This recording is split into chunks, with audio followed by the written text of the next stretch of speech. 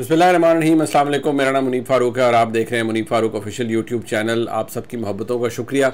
सबसे पहले तो मैं एक कन्फ्यूजन क्लियर करना चाहूँगा। आज सुबह मैंने एक व्लॉग किया, रिकॉर्ड किया सुबह के वक्त। जैसे मैं कोशिश करता हूँ अगर सुबह कर रहा हूँ तो ज़रा जल्दी कर लूँ।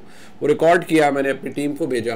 गलती से जो एडिटर हैं उनसे गलती होगी और उन्होंने वो थंबनेल जो है वो नया, बल्कि वीडियो जो थी वो पुरानी अपलोड कर दी। मैंने भी उसको नहीं देखा, मैं अपने कामों में मसरूफ़ हो गया। तो कुछ देर के बाद मुझे किसी ने प्रॉम्प्ट किया, किसी दोस्त ने कि यार वो आपका लगता है कि आज प्रॉब्लम हुआ है तो आप चेक करें। मैंने कहा नहीं, पोस्ट तो हो गया था। फिर मैंने उसको जब क्लिक किया तो मुझे पता चला कि नहीं, ये वीडियो गलत पोस्ट हो गई थी। और उन्होंने, क्योंकि सिस्टम के अंदर डाउनलोड होती हैं, तो उन्होंने सारी वीडियोस रखी हुई थी, तो उनसे कोई गलती हो गई। फिर मैंने, जैसे ही मुझे पता लगा, थोड़ा सा टाइम लगता है नेचुरली, वो टीम ऑलरेडी बिजी भी होती है। फिर मैंने उन्हें रिक्वेस्ट की तो वो फिर चेंज हो गया। लेकिन मैंने देखा कि बहुत से दोस्त ऐसे हैं, कुछ ने आइडेंटिफाई किया, कुछ दोस्त ऐसे थे जिन्होंने फौरी तौर पर गुस्से का इजहार किया। देखिए, आज का दौर है, सोशल मीडिया का ज़माना है, यूट्यूब प्लेटफॉर्म है, खुदा न खास्ता झूठ पर तो कोई चीज़ चल नहीं सकती। और अगर आप गौर करते तो उसके ऊपर जो थंबनेल के ऊपर जो मेरी तस्वीर थी वो डिफरेंट टी शर्ट के अंदर थी, और जो सामने वीडियो अपलोड हुई उससे पता चलता है कि गलत अपलोड हो गई है। तो एनीबॉडी कुड मेक आउट कि वो गलत हो गई थी। लेकिन कुछ मेरे दोस्तों ने बहुत जल्दी गुस्सा कर लिया, तो ज़रा थोड़ा सा मार्जिन दे दिया करें। आप सबकी मोहब्बतें ही हैं जिनकी वजह से ये सिलसिला चल रहा है, तो ज़रा थोड़ा सा मार्जिन दिया करें। फौरी तौर पर, मैं बैसियत इंसान भी कहता हूँ, मुझे भी नहीं करना चाहिए, किसी की नीयत पर फौरी तौर पर शक नहीं करना चाहिए। तो आज की तरह डेवलपमेंट्स आपको बता दूँ। एक बड़ी ज़बरदस्त डेवलपमेंट है वो ये कि पाकिस्तान की जो इस्टेब्लिशमेंट है उनकी जानिब से गो के वो जितने भी, आप देखिए मुशर्रफ साहब के वक्त में भी हुआ ये कि फ़ौज अपने जो इवन फॉर्मर ऑफिसर्स होते हैं उन्हें प्रोटेक्ट करती है, और उनको उनके बारे में बात करने के सबब भी उनको बुरा लगता है, और किसी ख़ास हद से आगे जाया जाए तो वो फिर उसके ऊपर बाकायदा एहतजाज करते हैं। लेकिन एक दिलचस्प चीज़ जो कि तमाम टेलीविज़न चैनल्स को बता दी गई है वो क्या है, वो ये है कि जी आपने जितने भी साबका रिटायर्ड अफसरान हैं, मतलब उनमें जनरल बाजवा साहब हैं, जनरल फैज़ हमीद साहब हैं, और जो रिटायर्ड फ़ौज के अफसरान हैं, उनको कभी भी अगर आपने तस्वीर दिखानी है तो आपने तस्वीर दिखानी है उनकी सिविलियन कपड़ों के अंदर।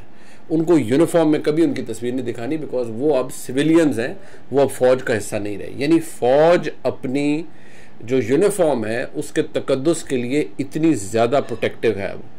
और जो काम हुआ है पहले, जैसे बाजवा साहब के दौर के अंदर वो आए और फिर वो जो पूरा प्रोजेक्ट था इमरान खान साहब वाला, वो जिस तरह से चला और सारा कुछ हुआ, तो वो उन्होंने इस चीज़ को अब उसको खुद को उससे डिस्टेंस कर रही है, इदारा भी डिस्टेंस कर रहा है। लिहाजा फिर ये इस तरह की इंस्ट्रक्शंस हमारे सामने आ गई हैं कि जी आप फौरी तौर पर ये चीज़ जो है ये नहीं करनी, किसी भी टेलीविज़न चैनल ने ये नहीं दिखानी है। आपने तस्वीर बिल्कुल दिखाएं for the sake of criticism, किसी ने बात हो रही है, आपने एनालिसिस करना है, कुछ करना, दिखाएं, लेकिन यूनिफॉर्म में नहीं दिखाना।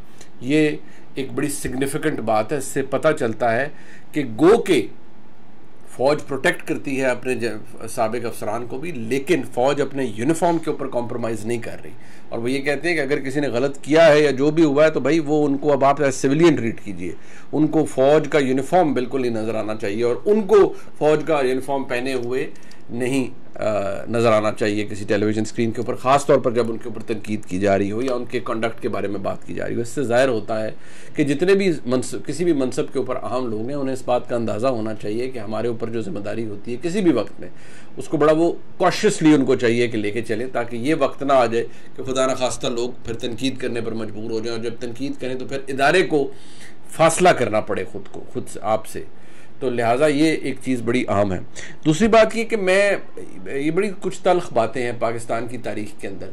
अभी ये रिसेंटली वो कल बड़ा ज़बरदस्त इंटरव्यू किया मेरे दोस्त शाहज़ेब खानज़ादा ने शाहिद खाकान अब्बासी साहब का, और कुछ लोगों ने कहा जी शाहिद खाकान अब्बासी साहब के पास अल्फाज नहीं थे, वो क्या कर रहे थे, वो ये कर रहे थे, वो कर रहे थे। एक बात मैं आपको बता दूँ, कुछ हमारे दोस्त ऐसे भी थे जर्नलिस्ट पिछले दौर के अंदर जो कि बाकायदा तौर पर क्रिएट किए गए, मतलब उनमें यूट्यूब पे आने वाले कुछ हजरात थे। मैं आज़ादी इज़हार राय के ऊपर यकीन करता हूँ, लेकिन मैं कुछ ऐसे लोगों को जानता हूँ जिनको वो कहा जाता है कि वो बाकायदा वो एक ब्रिगेड बनाई गई, और उस ब्रिगेड का काम क्या था, लोगों को बैड माउथ करो, झूठ बोलो। कई तो ऐसे लोग हैं जिनकी कॉन्वर्सेशंस मैंने सुनी है, मतलब कॉन्वर्सेशन ऐसे कि वो आपस में बात कर रहे हैं, कंप्लीटली अननोन पीपल, अभी भी वो आई डोंट नो वो उनका क्या बैकग्राउंड है, कि वो बैठकर ये डिस्कशन कर रहे हैं कि अगर एक जर्नलिस्ट को बैड माउथ करना है तो क्या कि जी हामिद मीर साहब पे तो जी वो झूठा हमला हुआ था, वो कोई गोली शोली नहीं लगी।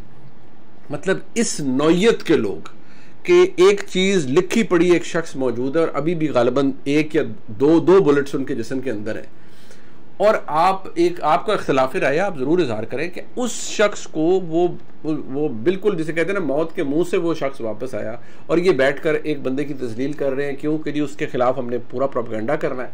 तो ये सिलसिले शुरू हो गए। इस तरह के कुछ और थे जो ये इस हद पर चले गए मेरे दोस्त कि उन्होंने जनाब बैठ के इतने जज्बाती हो जाते कि वो कई जो मतलब इस हद तक कि वो कहते कि नहीं जी थोड़ा मोटा जो है ना ट्विस्ट करना फैक्ट्स को, अगर वो मुल्क के लिए अच्छा है तो फिर हमें छोटा मोटा झूठ भी बोलना खैर है, उसकी कोई बात नहीं है, छोटा मोटा झूठ भी बोल लेना चाहिए अगर मुल्क का भला हो रहा है। मतलब ये फैसला मैं खुद ही कर लूं कि मैंने झूठ बोलना है क्योंकि मेरे झूठ से मुल्क का भला हो जाएगा, मतलब मेरे पास भाई ऐसी कोई अथॉरिटी नहीं है।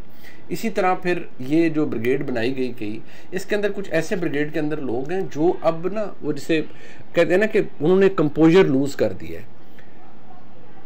वो उस हद तक चले गए थे, उस हद तक आगे चले गए थे कि उनको यकीन दिला दिया गया था कि इमरान खान साहब जब आए हैं तो ये पाकिस्तान के लिए मसीहा हैं, ये 10 साल के लिए आ गए हैं और बाकी सब चोर डाकू लुटेरे हैं और इन्होंने ताक़यामत यहीं रहना है और हमने भी ताक़यामत जो हम लेकर आए हैं हमने भी ताक़यामत यहीं रहना है।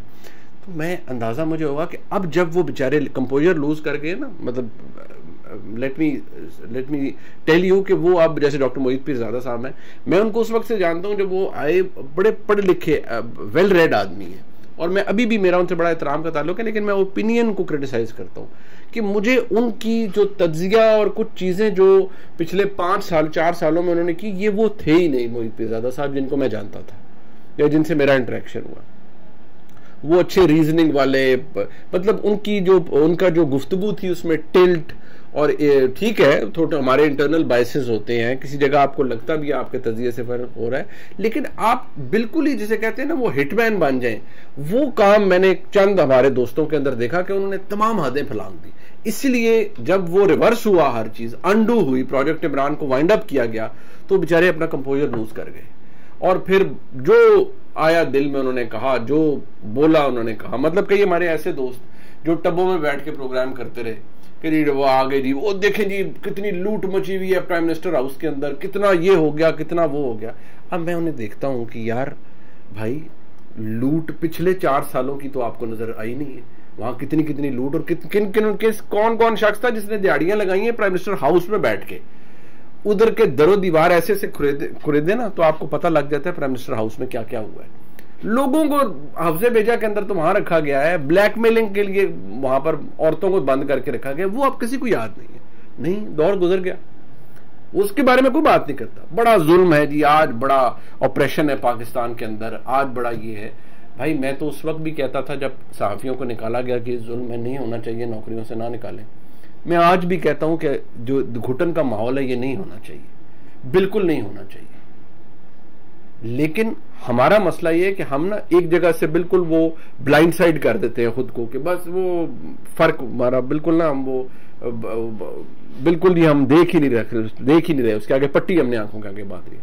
और एक चीज को हम करें, नहीं बड़ा जुल्म हो गया, बड़ा जुल्म हो गया।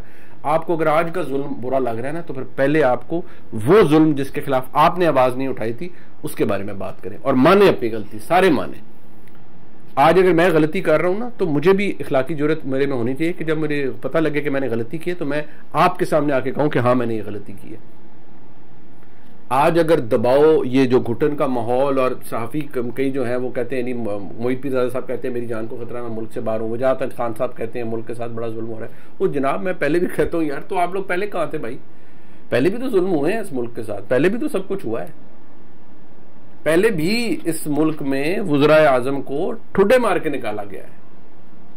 अब मुझे बताएं, मैं छोटी सी बात करता हूं, बहुत से लोगों को तकलीफ होगी, मुझे बताएं 2016 के पाकिस्तान में बुराई क्या थी यार? कुछ भी नहीं, सब ठीक चल रहा था भैया। पर नहीं, वो बस फैसला हो गया, हाँ जी निकालना है जी नवाज शरीफ को, फारग करो। बस नहीं जी, ये ठीक आदमी नहीं, ये ऐसे डॉन लीग करा दिया उन्होंने, डॉन ये बातें कर दी। जब पूरी दुनिया ने हमें गर्दन से पकड़ के कहा FATF के अंदर कि ये काम करो, उस वक्त हमें ख्याल हो यार ये हम क्या कर रहे हैं, हमें तो ये काम दुरुस्त करने हैं, हमें याद आ गया। फिर हमारी पूरी सिक्योरिटी एस्टेब्लिशमेंट ने क्रेजी की मेहनत की पाकिस्तान को, और इमरान खान साहब के दौर के अंदर बड़ा हमाद अजहर ने बड़ा अच्छा काम किया, बड़ी मेहनत की उन्होंने और निकाला पाकिस्तान को उस गिरदाव से। लेकिन जो बात एक जमाने में एक और शख्स कहता था वो भी ठीक कहा था भाई, अगर मियां नवाज शरीफ ने कहा किसी को कि भाई ये दुनिया हमें ना देखती है और कह रही है कि हम क्या कर रहे हैं तो हमें अपना अंदर खाने ठीक करना चाहिए, नहीं ये गलत आदमी है। और हमें अंदाजा ही नहीं होता कि हमने अपने साथ किया क्या है। अगर वो पाकिस्तान चल रहा होता, आप नवाज शरीफ को अगला इलेक्शन 2018 में वो मेरिट पर हारते, इमरान खान साहब आते, अपनी पॉलिसियों की वजह से नवाज शरीफ हारते, इमरान खान साहब आते, अगली हुकूमत करते तो ठीक होता यार। पर नहीं, सोच लिया गया था कि ये प्रोजेक्ट करना है।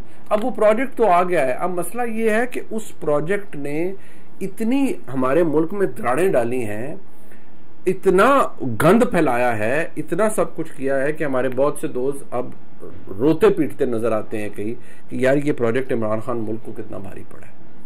इसके बारे में और बहुत कुछ है जो मैं आपको बताऊंगा, लेकिन आपको अंदाजा होगा इस डायरेक्शन से जो कि अभी एस्टेब्लिशमेंट ने दी है कि जी इनकी जो तस्वीर है ना ये सिविलियन कपड़ों में दिखाई, ये अब फौज का हिस्सा नहीं है। तो अब अंदाजा लगाएं कि ये प्रोजेक्ट कितना भारी पड़ा है हमारे मुल्क को। और हमारे जो सहाफी दोस्त इस रॉ में मोहब्बतों में बह गए थे और 5th जनरेशन वॉरफेयर के सिपाही बन गए और पता नहीं क्या क्या बन गए, उनको भी एहसास होना चाहिए कि यार ये क्या किया हमने। ये व्लॉग लाइक सब्सक्राइब शेयर कीजिएगा जी। आपकी मोहब्बतों का शुक्रिया। इंशाल्लाह कल मुलाकात।